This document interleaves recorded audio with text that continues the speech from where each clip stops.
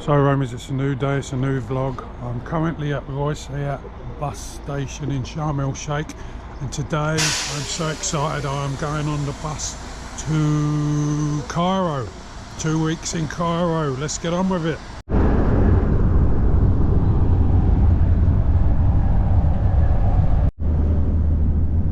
Lots of oil wells, lots of oil production, lots of oil rigs. Just heading into North Sinai now. Long bus ride. A lot of traffic. That's Cairo.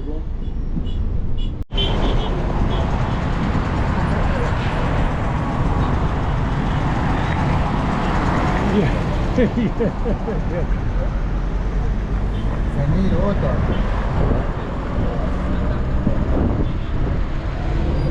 Taxi to the hotel.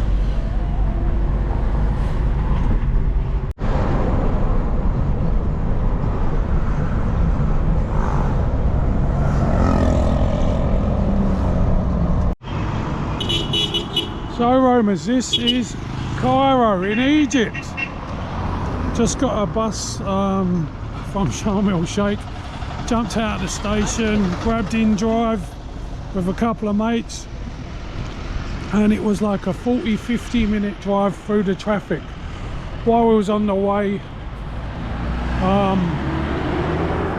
Ramadan ended for the day. There's people in the street handing out food to passers-by. It's absolutely electric atmosphere. It's amazing. So happy to be here. What a time to arrive just as Ramadan ends for the day. So made it up to the rooftop of the hotel. This is the Aziz Pyramids view. 110 US for 7 nights. And there are the pyramids. So I'm going to be having breakfast up here every day, overlooking the hustle and bustle of downtown Cairo. Apparently the neighbourhoods around here are fantastic, so I'm absolutely stoked to be here, I must admit. Met some fantastic people on the bus. Awesome. So busy, feel so alive. Hustle bustle of a city, biggest city I've been to in such a long time. I'm out hunting a falafel. Hotel secured, breakfast secured, right on the edge of the pyramids. Let's get a falafel. Finally, some authentic Egyptian grub. Falafels, tahina, eggplant, breads, roadside cafes, buzzing. That is delicious. That's what I've been after for the weeks. Well, for 2 weeks in Egypt. Little roadside stall, just about 100 Egyptian pounds, which is about $3 AUD. £1.50. Delicious. So I actually feel like I'm drunk on spirit. It's an amazing feeling. The prices here are so much cheaper. I just bought a diet soda and a big bottle of water for £50, which is about, I don't know, 60 pence in English. I mean, it's just amazing. Very affordable. People are so friendly. I had so many people talk to me. It's just been marvellous, marvellous welcome to Cairo. Thank you so much, Cairo. So Romans, this is one of those plans that took a while to come to fruition when I come to North Africa many months ago. But there are the pyramids. It's a bit dusty, a bit hazy. As my sneezing is telling you. Sitting up on a rooftop, continental breakfast, the Aziz Pyramids View Hotel, Grand Egyptian Museum in the distance there, about 15 minutes walk away. But there are the pyramids of Giza, and obviously there will be clearer shots another day, but wow, how breathtaking. Very happy Roma. I hope you're enjoying the views. Hello. Welcome back. Hello. Yeah, I'm just making video. No worries, I don't need a taxi at the moment. Thank you very much for stopping. I'm just walking. Exercise. Sir, please. Okay. Welcome back. No worries, no worries. So basically there's a lot of people who want to help you here. So just thought I'd give you a little look at the pyramids. The mist is lifting. They're quite remarkable. Unbelievable, wonderful. So on my right are the pyramids. Just like 1 block away. That's where the desert starts. And these are just the old neighbourhoods that they're talking about. That they're trying to clean up and renovate to become part of the touristic experience when you come to Egypt, to Cairo. It's not an eye-opener really, it's just a local neighbourhood. It's the same sort of places you find anywhere in the world. It's colourful, earthy, vibrant. It's the bee's knees of travel. And I pretend I'm out walking and, you know, I can't stop, I'm walking. I'm trying to raise my heart rate to make myself live a long time, but really I'm just having a sticky beak, checking everything out. Because it's all awesome. Can't believe there's rickshaws here. Never realised that. And what I love about it is everything's decorated for Ramadan. And these are the neighbourhoods which may have always been here. You know, that people lived in, and they would have gazed upon these godly structures where the pharaohs were entombed. I mean, it's just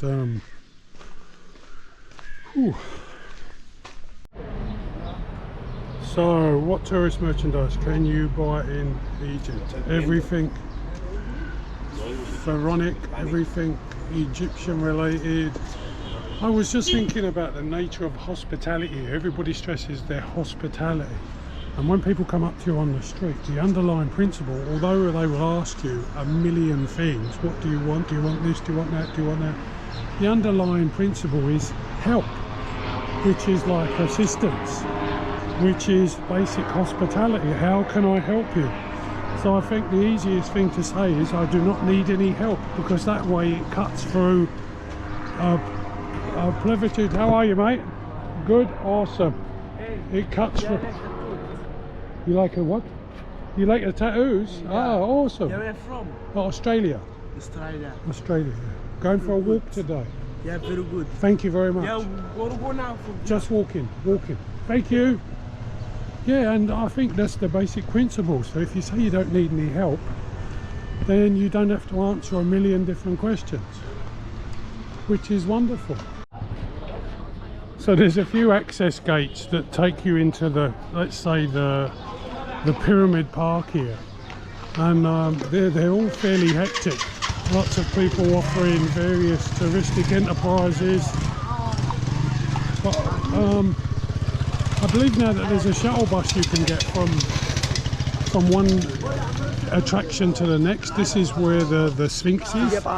So, but it's interesting to see it. When I came here before, it was on an organised tour, so it's really good to kind of get a more authentic approach to it. So yeah, as long as you don't get run down by a camel. Man, they've got a strong smell. But yeah, that's the basis of it anyway. So I think I'm going to head back out onto the main road a bit and then do a bit more walking there. So, got myself an Egyptian cotton shirt for £500 in a fixed price shop. So that's about, I don't know, $15, £8 or something like that. But some of my other clothing, I've been travelling 10 months, it's all looking a bit knackered, so time for an upgrade. Went to a supermarket, got some lovely looking bread made with fresh seeds, some tuna, some stuffed peppers. I think I'm going to have a movie night tonight, chill out. But it's a really beautiful city to walk around. Got some plasters, visited a pharmacy, so I feel really relaxed here. I do love a bit of North Africa. It's an amazing place to visit, and the people are really welcoming and friendly, and I know they're all undergoing Ramadan. This is like 1 o'clock in the afternoon now, so they wouldn't have eaten or drank since early morning, so feeling really lucky to be me, that's for sure. It's fantastic bakers. Hello, bro. Beautiful smells. Wow. Seafood. Hello, how are you? Just looking at your beautiful fish. Fantastic. Squid, calamari, crabs. Yum. A catfish. Hello, hello. Haze has cleared up. You can see where people are going up the steps into the main pyramid, where you can actually enter and climb down into the crypt or the tombs. Colourful seams of Ramadan. Just out for a walk. Going to the Egyptian Museum tomorrow, so thought I'll go out for a walk now, chill out.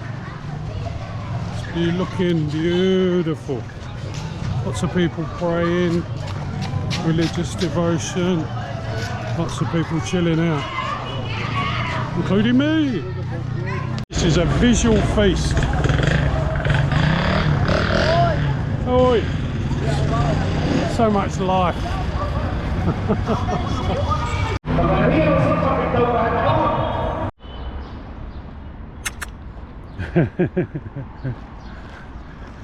So, get down, get down, get back there and rest. I shouldn't have woke you up, should I?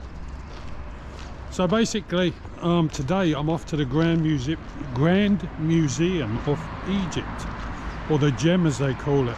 So I got my ticket online. It's about 45 Australian dollars, which is about, I don't know, £20. And really looking forward to it. This is one of the big planned highlights of the trip. So probably been rambling on about it already, but anyway, it's about a 15-minute walk from the hotel just put on a fantastic breakfast. There's more guests I was speaking to from Taiwan, and so they put on a massive spread, loads of falafels and Egyptian food, fowl, beans, flatbreads, pickles. It was absolutely delicious. So anyway, off to the museum. So there's the pyramids. You've got Ramea Square there, and then this massive walkway, which I'm not quite sure what area it leads to there. I'll discover that later. And then there in the distance we have the Grand Egyptian Museum. So it's a beautiful precinct. They've built it really close to the actual site of the Giza pyramids. So crossing the road in Egypt can be, but Cairo in particular, can be quite daunting. There's no traffic lights as such for pedestrians, so you just have to take your chances. And as you can see, the traffic's moving quite quickly, but they seem to not want to kill you, so they do diverge a bit from your path, so it's not too bad. But it's like Frogger when you step into the road, you know, the old game. So, but you know, it's all part of the fun, isn't it? So we are into the Grand Museum. There's a little bit of difficulty scanning over there. This is the hanging obelisk, because it's not grounded, it's kind of hanging. But anyway, I'm super pumped to be here. I got a massive smile on my face. It's just like, whoa, a wonderful place to be. So let's get on with it. My God, it's enormous. It stretches way into the distance back there. So there's like a general walk around thing, and then there's various little other little galleries to see, and they open at 9 o'clock. But there's a real buzz and frustration. There was a few Americans at the front. Oh shit, I gotta go all the way around? No way!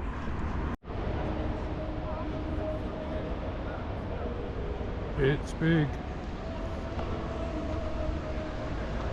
I read about this statue, the size of it, and the natural way that he's standing, knees slightly bent, the look on his face, and it's meant to be walked around. It's inscriptions on the back, Ramesses. It's huge. Beautiful, surrounded by water. This is a fantastically well-run complex. It is just amazing. High-tech, free Wi-Fi.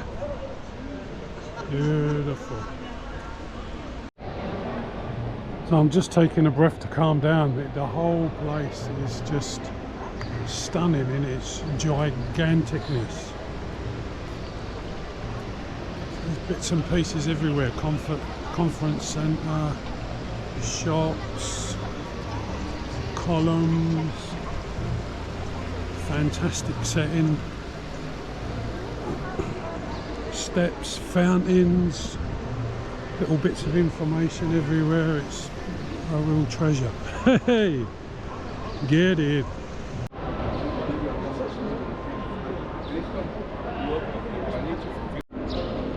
So Egypt became a province of the Roman Empire in 30 BC, and this large statue shows probably a Roman emperor.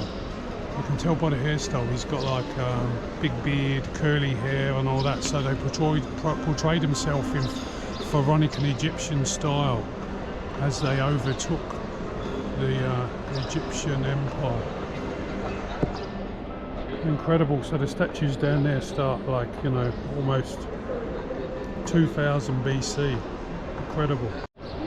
So these columns, palmy columns they call them, date back almost nearly 5,000 years, 4,500 years. It's just incredible. Incredible precision in their craftsmanship. And it's just a mind-boggling timescale, but I mean that's what Egyptian stuff is known for, isn't it? It's just, I'm just going to take little snapshots while I'm here, because trying to explain it all, I can't even remember half of the things I've already read down there, so I'm just going to walk around and admire everything, because it's just too mind-blowingly. The Sphinx of King Amenhotep. There's one name for it. Wow. It's all granite. The majority of the stuff is granite. Nice family grouping. So much to see. There are a few sandstone statues as well, but it's mainly granite. Red granite and white granite, flecked granite, incredible hieroglyphs. These things they call stelas, blocks with writing on it, stories of conquest, stories of devotion. And then other civilizations started to blend, as you can see from the artistic structure of these statues. Statues which are called hybrids, so bringing the Ptolemaic period to the Egyptian and Greek religions together, or blending it all together. Greek hair, different beards, trying to spread the cults of Greece and Rome into Egypt. And then one of the most recognisable structures from the Egyptian genre, if you like, we call it, is a sarcophagus. Inside is a burial, a mummy. I feel a bit defeated. It's so difficult to capture the importance of these places. It's just wonderful.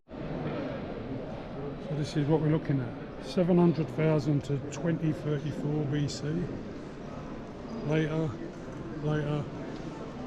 and into the AD period, when the Romans and Hellenistic influence set in.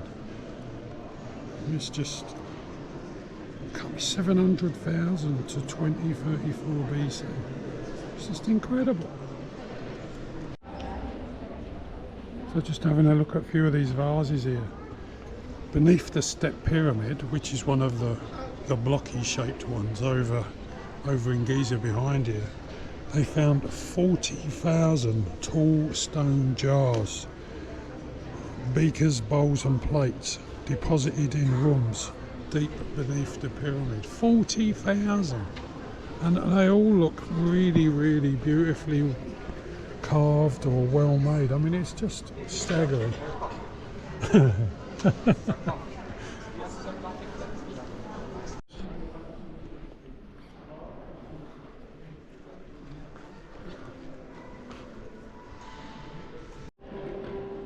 So here we have a limestone carving. It is so intricate. So we've got this guy with his fly whisk sitting on his high carried throne, being carried by many men, and he's on his way to the port to survey his ships. The storytelling Egyptian style. Fantastic. So now we're looking at stuff from the Middle Kingdom.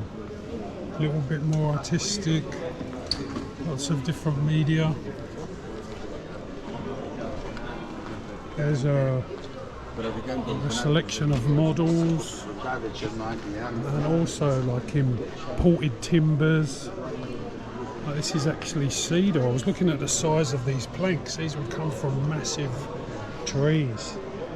The outer coffin of Meseheti, volcanic glass. Organ jars of the mummies.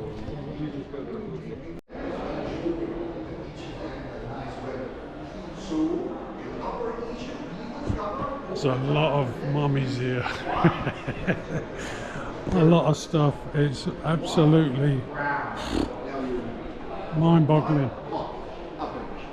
It gives you a little bit of fatigue, you know. It's like you're looking at thousands of centuries. Everything's like, wow, wow.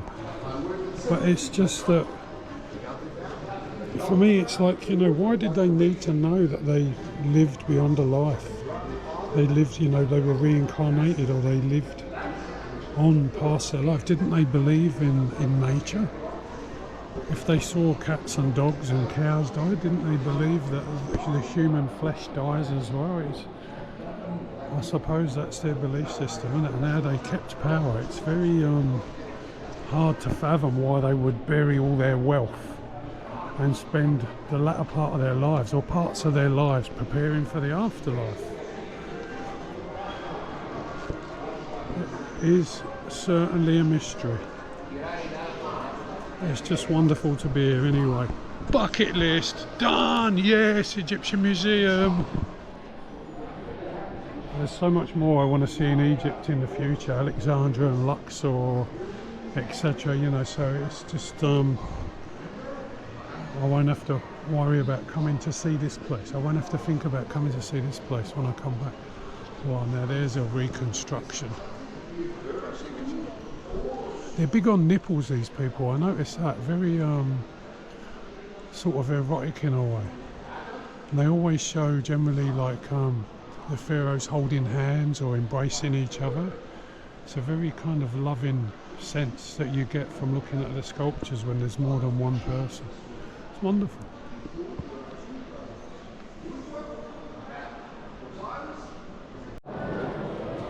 Beautiful jewellery and religious symbols, semi-precious stones, gold, silver. Incredible detail, symbolism.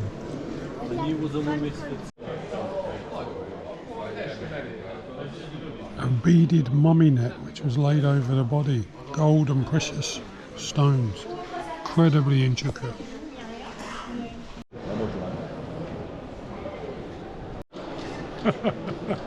Just realised I've been here nearly 3 hours now, so I've got to go and see Tutankhamun's master.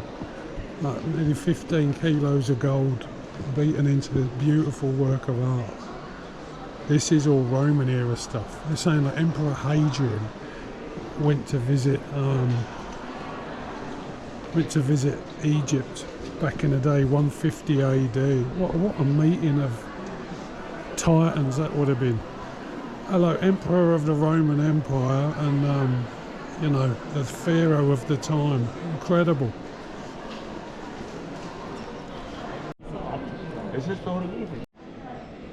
Papyrus documents. Must have been relieved when they didn't have to write all their documents in stone. Great innovation.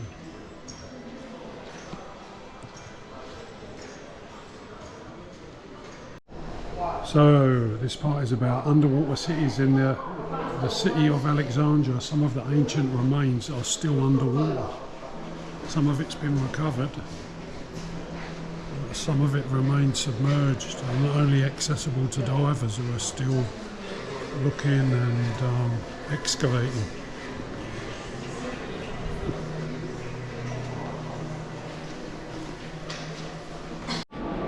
So finally, this is the Tutankhamun galleries, chariots and various other pieces of his life. So all around our projected images are when Howard Carter opened the tomb many years ago, and what he found are on the exhibits, all displayed spread out. It's very awesome. They look brand new. So I'm used to seeing boomerangs in Australia, but the Egyptians also had throwing sticks. So apparently Tutankhamun was buried with 6 beds. This is the most opulent. Gold foil on ebony. These are headrests.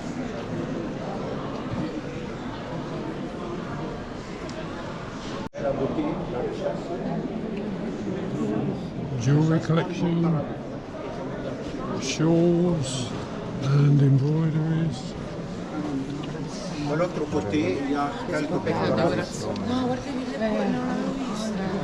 Jewellery boxes, rings, bracelets, all buried with the man, who was a young guy. I think he was like 14 when he was buried.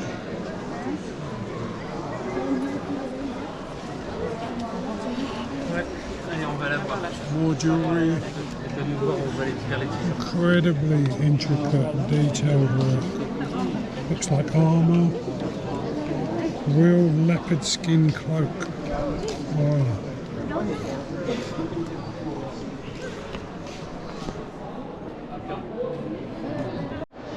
I can't believe that everything, or the majority of stuff that we're seeing here, was placed in Tutankhamun's tomb, including symbolic boats for which he would use in the afterlife. I mean, there's just so much stuff. It's incredible. This was all buried in various tombs. Magical bricks, amulet, black geese, magic black oars, pillars. It's just mind blowing. Mind you, I said that a few times, and it's kind of unbelievable, the extent of love that this man had, or how he was revered. And so these are all gold statues which are buried with him as well. There's rows and rows and rows of these things. Rows of godlike figures buried with Tutankhamun. So when Tutankhamun was buried, there was an outer shrine, an outer middle shrine, an inner middle shrine, an inner shrine, sarcophagus, outer coffin, middle coffin, inner coffin, and then finally the golden burial mask at the end, which is what we're going to see now. These are the outer shrines. Enormous structures. Second shrine.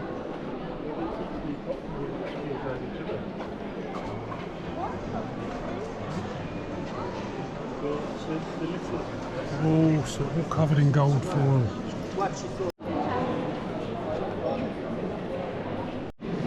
All these shrines are covered in verses from the Book of the Dead as protection, spells of protection.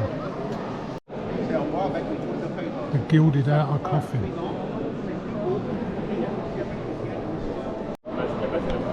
the middle coffin. A solid gold inner coffin, complete with golden nails to hold it all together. Liver, lungs, intestines and stomach, other internal organs, all stored in jars. So the body was wrapped in layers and layers of cloth and different decorations, ornamental objects, jewellery, and then finally was this final headdress, solid gold. So I don't think we need to queue up, because people are just wandering around anyway. I think most people have had enough by this stage. I think if you ever come to this museum, start with Tutankhamun, because that's the really, you know, like the height of the finds and the archaeology. And then you can just move on and look at everything else. But there he is. There's his final burial mound.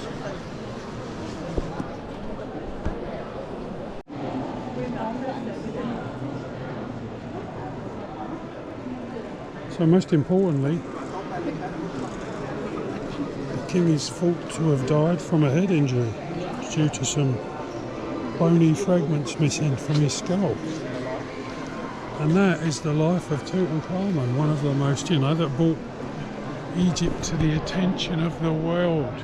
Now I've roamed around this museum for a long time and I'm coming to the end. It's almost 4-5 hours I've been here.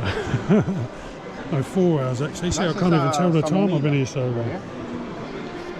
What does time matter though if you're a dead Egyptian king?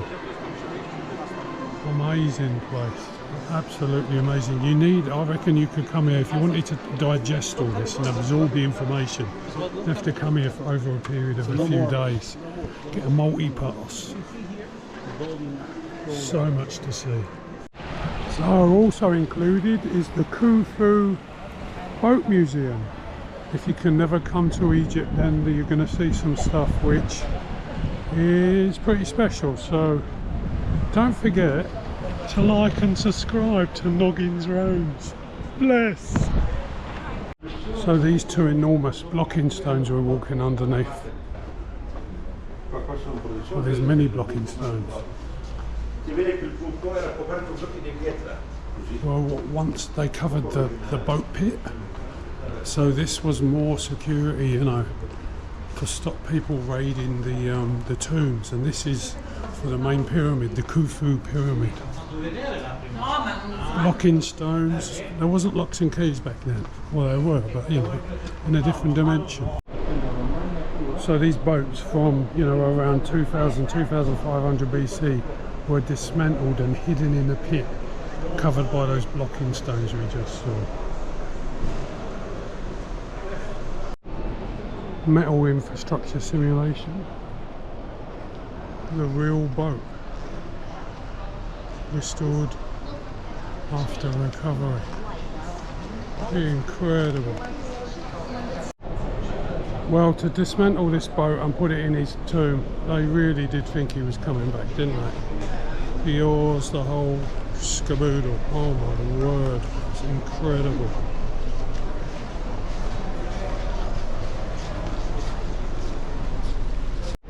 Get a real good idea of the blocking stones which hid these boats. Well, as you can imagine, it's been a fantastic experience being here. And I think I'm just about ready to leave. I need a coffee, something to eat and a freshen up. But the whole museum, the whole experience, mind-blowing. And what a centre point for the, you know, the Egyptology of Cairo and Egypt in general. Absolutely wonderful. Well done, the people of Egypt. So strange. I got that feeling like when I first went up the Eiffel Tower. It's like some things you don't do twice, and I guess this is one of them. But, you know, it's nothing to grieve about. The world is a beautiful place. Lots to see. But from Noggin's Roads and Ramesses, let's leave the museum. So out today, having a walk around Giza. I'm going to go and have a look at a couple of the local malls. See if I can pick up another cotton shirt. And yeah, just explore the neighbourhoods here. I'm going to go up to the Giza Plateau tomorrow to see the pyramids. So a bit of a walking tour today, taking in the local scenes and sights. So it's a Friday, about 11:25, and from what I've just read, Friday is a special day in the Muslim calendar generally wherever you are, and shops are generally shut between 11 and 1, it says, as people are in prayer. So that is good to know.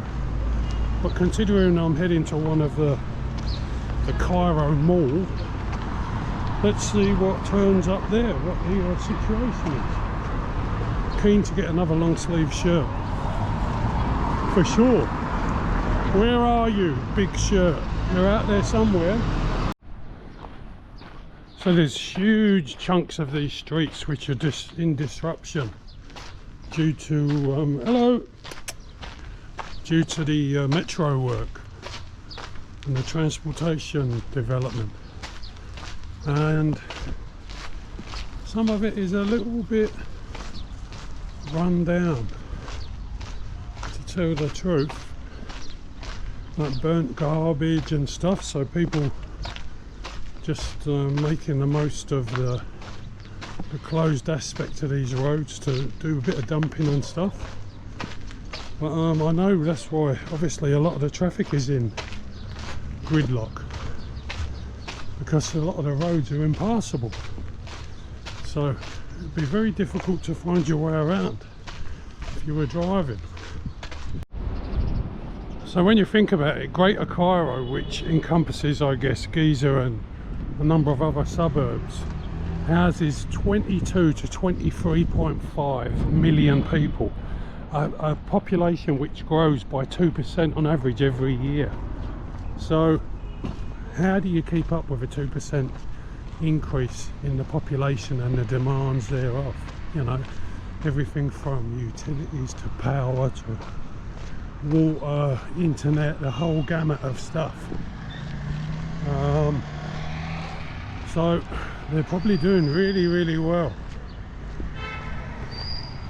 There's not too many skinny dogs around anyway, so they're doing their bit to keep the waste management running efficiently. It is kind of fascinating. I'm so pleased to be here, just to be here and to walk around and to see it all. I don't know why, but any comments? Why do you think I like cities like this? Earthy vibe, history. Not sure what it is, but it's kind of life affirming. Can't imagine there being any mall along here, for sure. But you never know, do you? It's just any shops around where they're building the metro, business would just be devastated. I mean, I've just walked along Desolation Row. I mean, you know, looking in a dire state. You know, I didn't even want to breathe the air in. It's all burning garbage and stuff. I mean, oh, it's pretty horrendous actually. Whew. But anyway, apparently Cairo Mall is up here. So we've got another section of subway going in here, so it's just like a ghost town.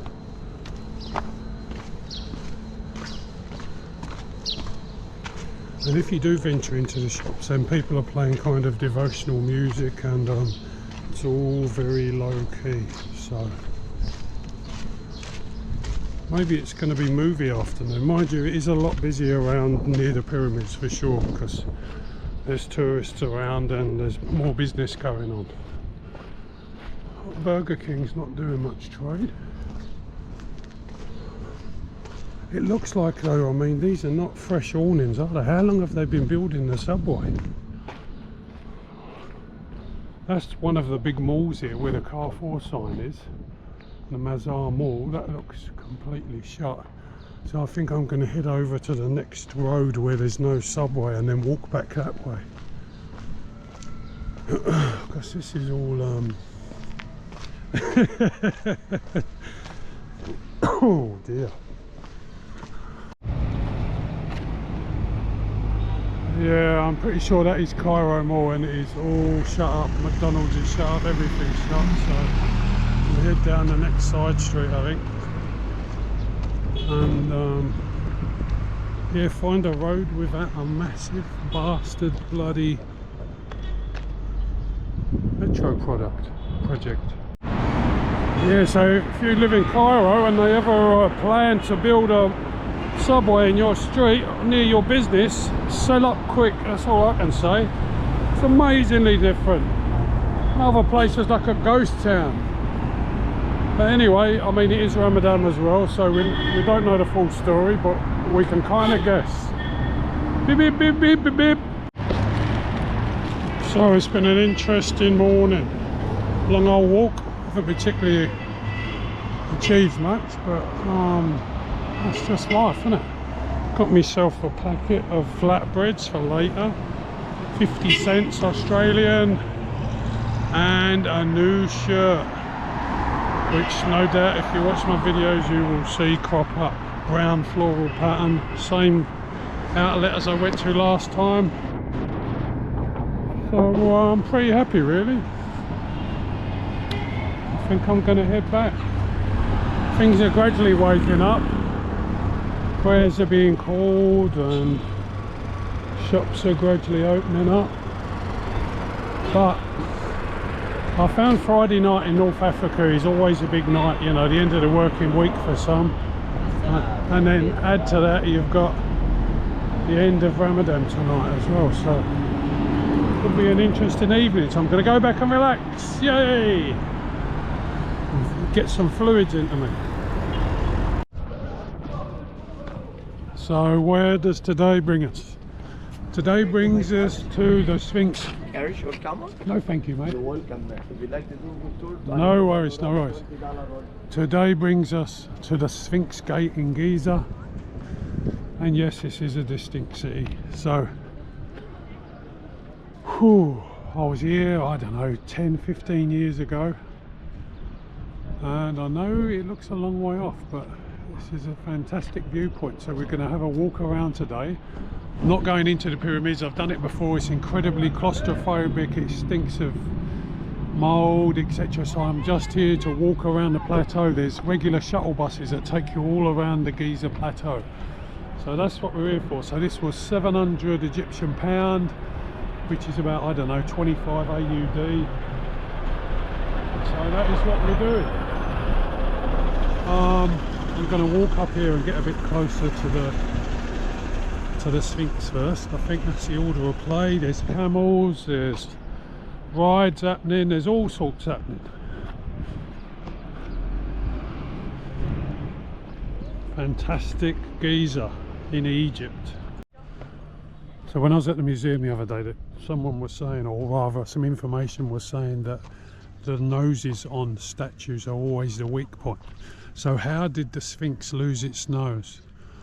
One theory is that Napoleon's soldiers blew its nose off, and another theory is that the Sufi Muslim people of the time were tired of the locals worshipping the Sphinx, so they desecrated the statue or the monument or whatever it is. So, but it's hard to like absorb the reality of actually being here. It's such an iconic sort of picture in worldwide archaeology and movies, etc, etc, but here I am on the ground where it all happened. It's fantastic. And the closer you get to the pyramids, the more awe-inspiring they are. So yeah, let's have a wander around. And by the way, I have an Egyptian cotton shirt on and they are incredibly comfortable. Bought a couple of them. So soft and luxurious feeling. It's like you're naked. So there's a whole range of temples around here, and monuments cut into the hillsides, and looks like there's lots of markets setting up, etc. So somehow, because I've been here before, I feel like incredibly relaxed about it, excited. But there he is, the grand Sphinx in the limestone ashlar, carved directly out of bedrock during the 4th dynasty 2613 to 2494 BC. Sphinx is the oldest of Egypt's colossal statues. Good on you. So to the west and southwest of Cairo, where the pyramids start, that's where the beyond is just a desert. It's just an expanse of sand.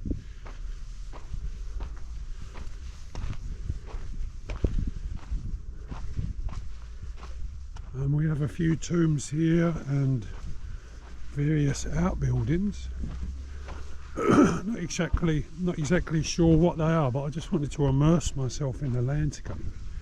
Hence walking around here, there's so many people that ask you for camel rides and taxi rides and to buy this and buy that, and as it says on Google Maps, some of them can be quite aggressive, so you have to kind of stand your ground.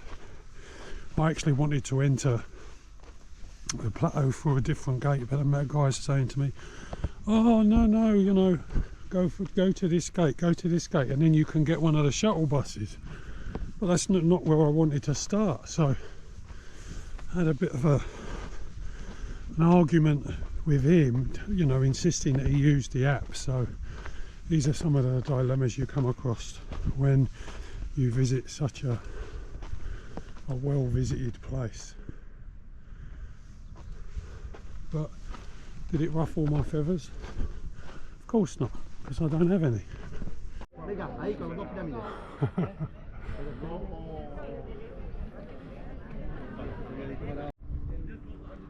So this is the pyramid of Khafre, and it's unusual because it's got the Tural limestone outer casing still remaining. So most of the pyramids that you see, the outer casing is gone, but you can just see the top layer there. This is an amazing place to be. It really is. It's spellbinding. The scope of it is huge. Come and visit the pyramids by microlight. You can see those upper blocks are much more well preserved, because probably that's where the limestone casing went last. Right, off we go to the next pyramid. So this is one of the pyramids where you can see the excavation points. King Menkaure temple, and you can enter. I've been into these temples before. They're incredibly claustrophobic, as I say, so I'm not going to do it again, but it is awesome. And the outer stones on these ones are still here, perfectly chiselled and in place. The pyramid complex of King Menkaure. So this bloke's pyramid was small because of the limited amount of space left on the Giza Plateau. The king actually died before his pyramid was completed, and therefore, like it's not the outer casing's not as smooth, that type of thing. And because of the actual logistics of bringing the granite, only the bottom quarter is in granite and the rest is limestone. So lots of factors in play back in the day. And then there's a few more pyramids which were around the bottom here apparently, which were his Queen's pyramids. It all looks grey from a distance, but when you get up to it, up close to it, it's this beautiful reds and greys and specks of white. It's absolutely gorgeous.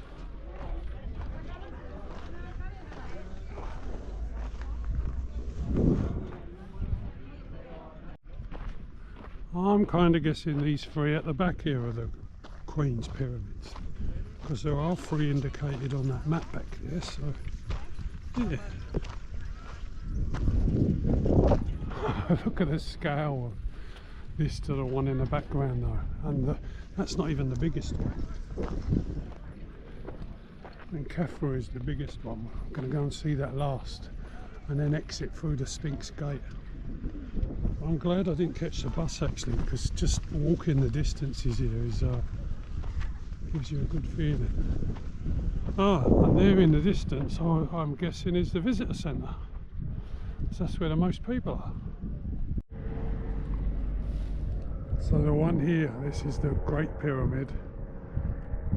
Father, son, king, 3 wives, excavation, visitor centre, dunes full of people doing camel rides, enjoying themselves, microlights buzzing around, Giza and Cairo in the distance.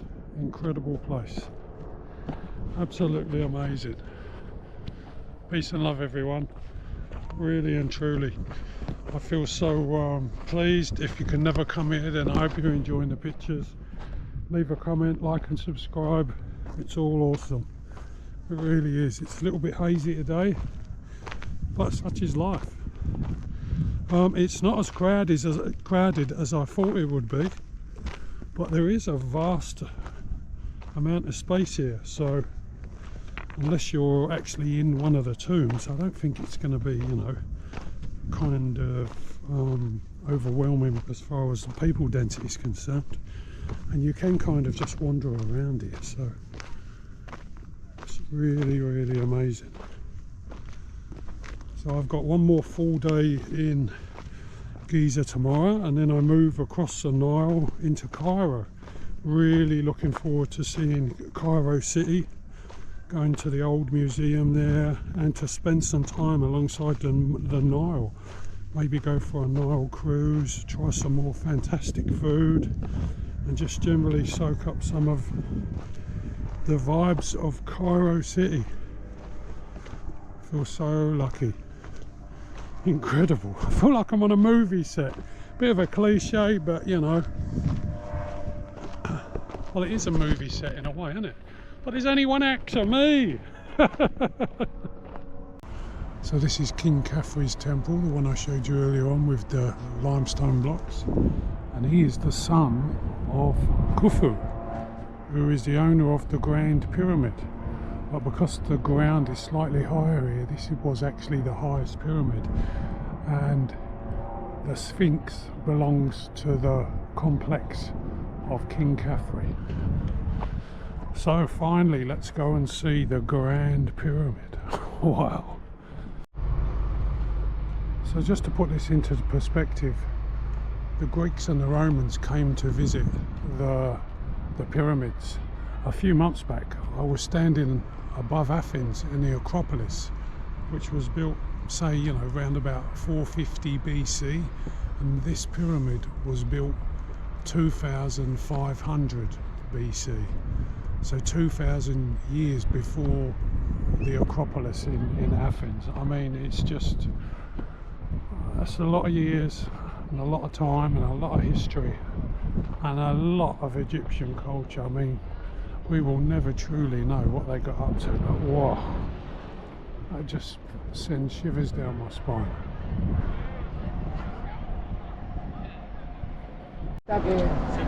So, approximate weight 4,800,000 tons, 143.5 meters high, base length of 215 meters, so extremely impressive, extremely massive, with the sun shining behind it. I remember watching Dark Side of the Moon Transformers when one of the Autobots is on top, peeling layers off it, thinking, no, no, don't do that to the pyramids. I don't watch a lot of movies. Beautiful. So there you have the various access points into the Khufu pyramid, what's known as the Robber's Tunnel. And there's huge stones here which lead into against each other to hold up the weight above. It's amazing. Actually, now I'm not sure whether I went into this pyramid or the other one before. That does look familiar, or maybe I just walked around it. But anyway, if you ever get a chance to go inside one of these tunnels, one of these pyramids, get in there and do it. Pretty amazing experience. Walk into antiquity where someone was never supposed to go.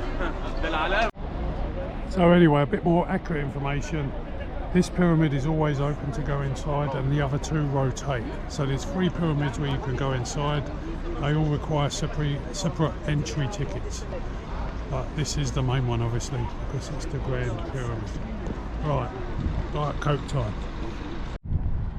So I'm just at the side of the Great Pyramid. Now, earlier on this vlog, when I visited the Grand Egyptian Museum, I would have took a video of the enormous boats which were placed for the afterlife next to the temple.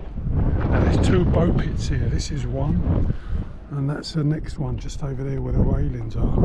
So these were actually where the boats were stored for the onward journey into the realm of the next life. So everything was thought of in them days.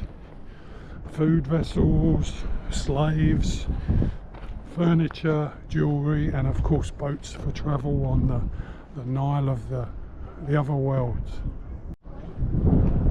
And of course this is where the queens were buried as well, because you can't go into the next life without a bit of a consort. The queens of the pharaohs.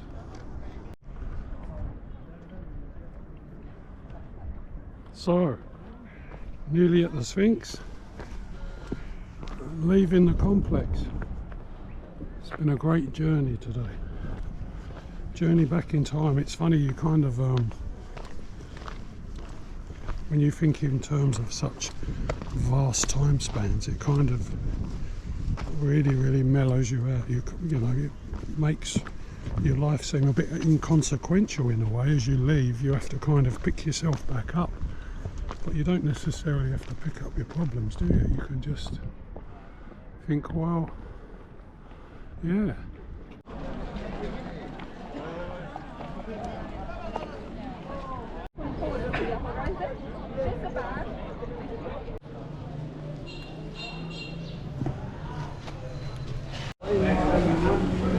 So, Saturday afternoon in the market, after you've been out on your outing. He can't walk, he can't carry his own bags. So I just found some sort of pastry with olives and cheese in it. Looks pretty good. Something new. Loads of nice fruit and veg.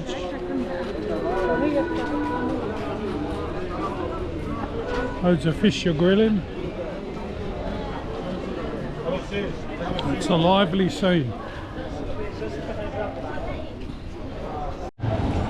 Hello. Some fresh bread's coming off the press, ready for tonight. Chicken, beeping.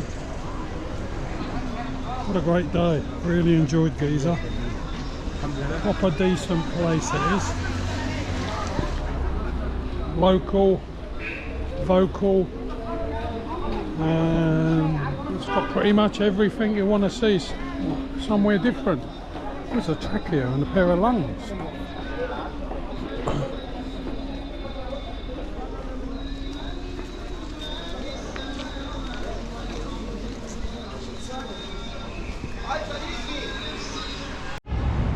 So, rounding off the visit to the pyramids with a delicious falafel wrap.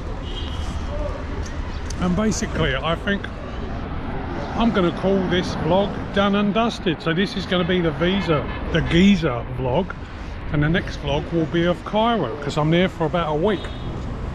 So, yeah, it's been fantastic. Giza is amazing. The neighbourhoods are amazing. It's not just the pyramids and the Egyptology, it's a living version of Cairo or Egypt and Giza today, you know. The hotels, the people, the food, the restaurants, Ramadan, the way of life, the way it all blends with the past. And of course the falafels. Peace and love. I'll see you in Cairo.